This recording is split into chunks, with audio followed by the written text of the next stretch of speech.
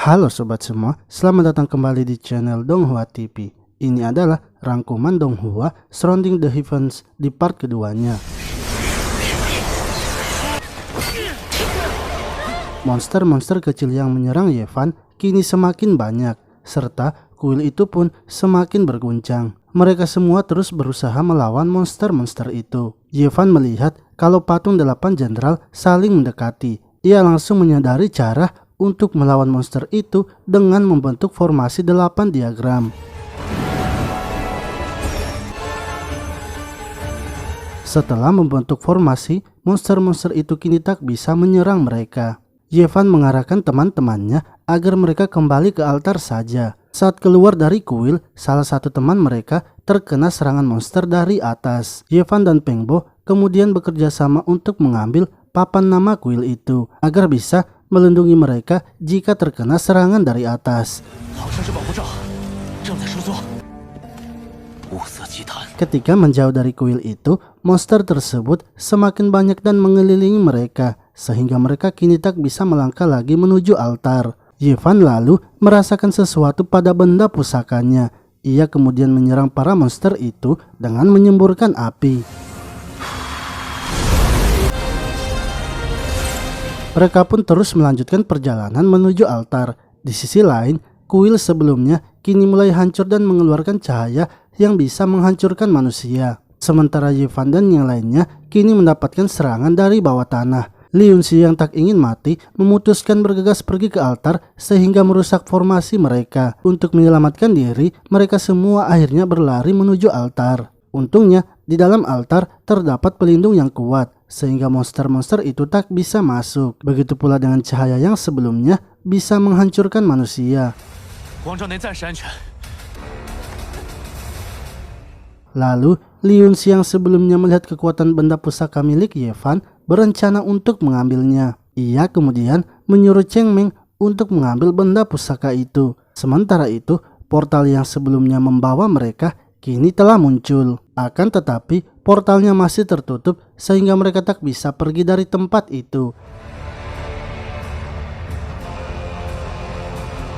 Ketika Yevan sedang mencari tahu bagaimana cara untuk membuka portalnya, tiba-tiba Cheng Meng datang dari belakang dan berusaha merebut benda pusakanya. Untungnya, Yevan berhasil mengetahuinya dan menangkap Cheng Meng.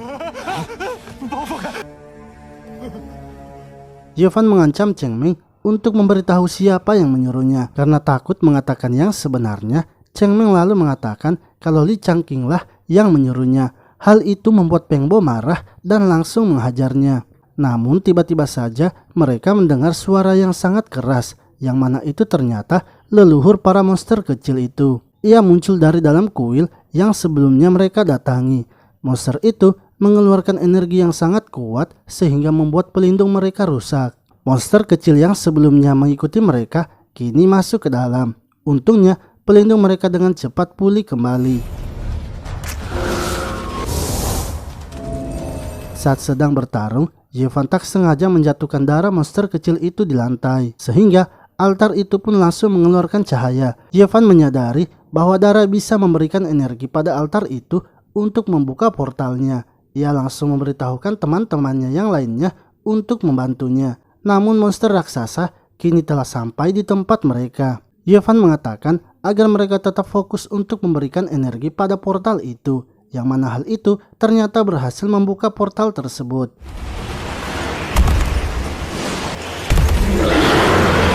Para naga yang sebelumnya tertidur kini bangkit kembali untuk menarik petinya.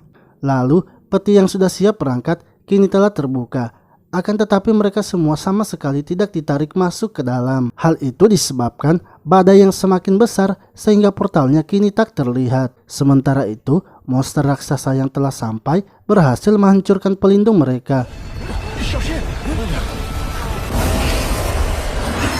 Monster itu kemudian masuk ke dalam dan mendekati peti tersebut. Ia mencoba mengambil peti yang ada di dalamnya. Namun, peti yang ada di dalam ternyata memiliki pelindung sehingga monster itu langsung terhempas. Monster itu kemudian mengamuk dan hampir saja menginjak Yevan. Untungnya batu yang sebelumnya Yevan ambil menghentikan gerakannya, sehingga Pengbo memiliki waktu untuk menyelamatkan Yevan.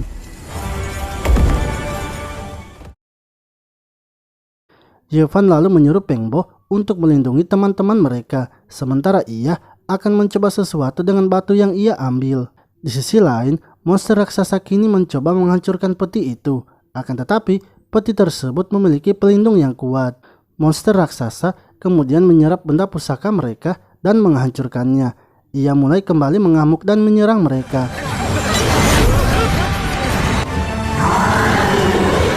Sementara Yevan kini berhasil naik ke atas altar dengan bantuan dari rantai monster raksasa. Saat berada di atas, Yevan mengeluarkan batunya dan siap menyerang. Ia pun langsung melompat ke arah monster raksasa dengan memegang batunya, sehingga membuat senjata yang tertanam di tubuh monster raksasa langsung aktif dan melukainya. Portal yang sebelumnya terhalangi oleh badai kini telah terlihat kembali. Para naga pun kini bersiap untuk memasukinya. Mereka semua kemudian ditarik masuk ke dalam peti tersebut dan akhirnya berhasil meninggalkan dunia itu.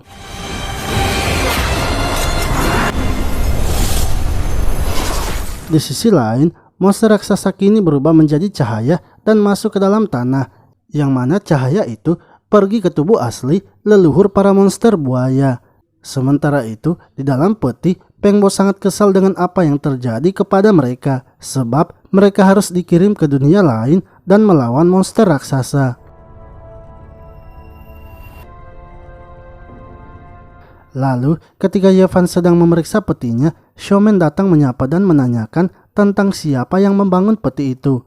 Menurut Yevan, apa yang terjadi sejak awal sudah berada di luar pemahaman mereka. Mungkin saja semua yang terjadi adalah peninggalan yang ditinggalkan oleh peradaban kuno. Mereka semua pun mempertanyakan apakah mereka bisa kembali lagi ke bumi.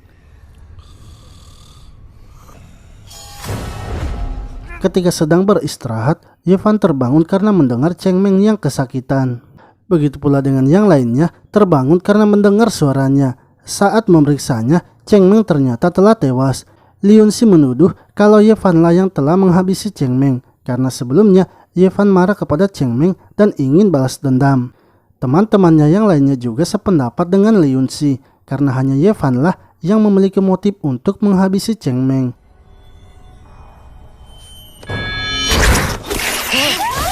Namun, tiba-tiba saja monster kecil keluar dari tubuh Cheng Meng. Untungnya, Yevan berhasil memukul monster itu. Akan tetapi, satu monster berhasil kabur. Yevan kemudian menyuruh Feng Bo untuk menjaga teman-temannya, sementara ia akan mengejar monster itu dan mencoba menghabisinya.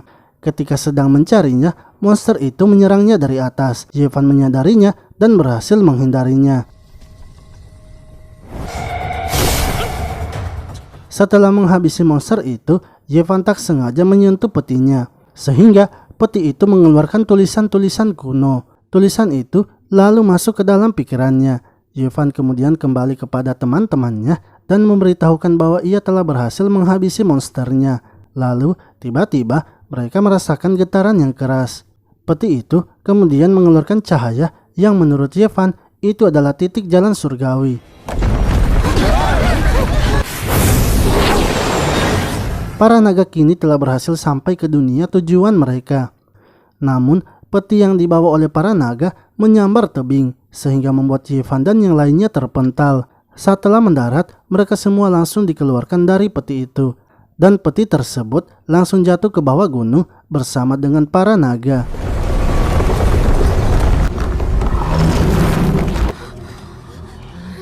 Kini, mereka sudah tak punya kendaraan lagi untuk kembali. Yevan lalu memberitahu mereka apa yang terjadi pasti memiliki alasan. Jika mereka mengetahui apa yang terjadi, pasti mereka akan bisa kembali. Mereka akhirnya memutuskan untuk memeriksa dunia tersebut.